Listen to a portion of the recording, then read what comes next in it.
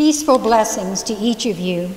Thanks to the time and talent of 6 of our parishioners, we now have other means of communicating with you besides the bulletin, namely Facebook and YouTube.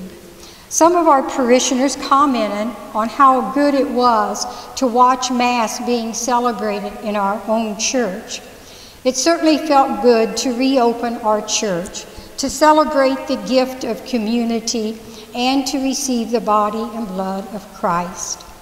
Those of you who heeded the advice to join us in prayer at home, or you felt it was best to remain home due to age or illness, do know that your absence was felt, even though we were still united in prayer and in spirit. I read in one of my many devotional books, we are never isolated or quarantined from God. Jesus is always with us, and he never gives up on us. He never stops looking for us.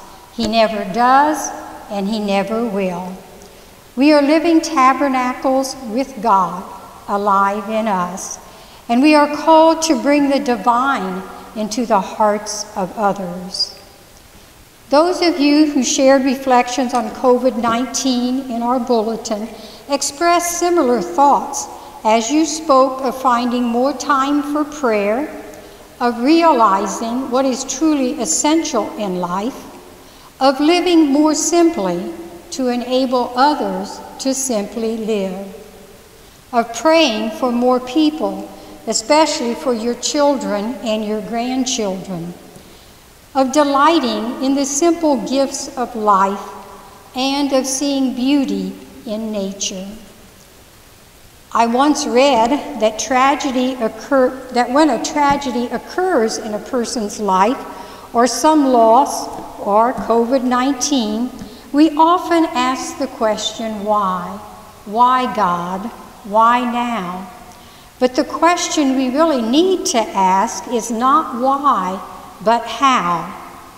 Many of you have done just that as you have lived each day of this isolation of additional concerns with prayer and faith and trust in God.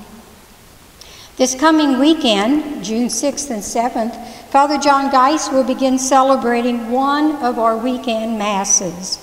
This weekend, it will be the 10 a.m. Mass on Sunday, but most often it will be the 4 p.m. Saturday Mass. He is excited to return, and I know you are happy to welcome him back. This past weekend, 14 parishioners attended the 4 p.m. Mass, and about 40 attended on Sunday. I expect that will increase as time goes on. And because some of you feel more comfortable or may feel more comfortable or more secure in the parish hall because social distancing is easier to maintain or because it is a very spacious area, we will have the lobby doors open at the same time as we open the church doors. You are welcome to attend Mass and receive Holy Communion in either place. There are 50 spaces in church, although we can seat more because families can sit together, and there are about 80 places in the hall. We have purchased an 85-inch Sony TV for the hall, so the picture and the audio are very good.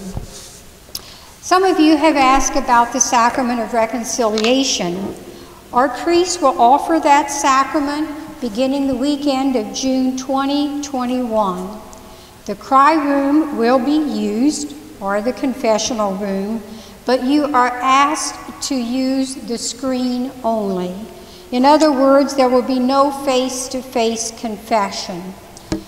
If you aren't able to kneel on the prie-dieu, then you simply stand.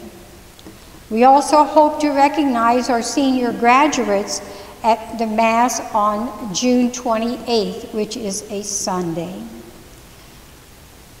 Lastly, I ask you to remember in prayer Joy Youngman, who died Monday, and whose funeral Mass is this Friday at 11 p.m. There will be a brief visitation in the church beginning at 10:15. On June the 19th, the church celebrates the Feast of the Sacred Heart of Jesus, one of my favorite feast days. My prayer for you on that day will be that you linger in God's love, that you persist in God's love, that you wait in God's love, and that you last in God's love. Thank you, and God bless you.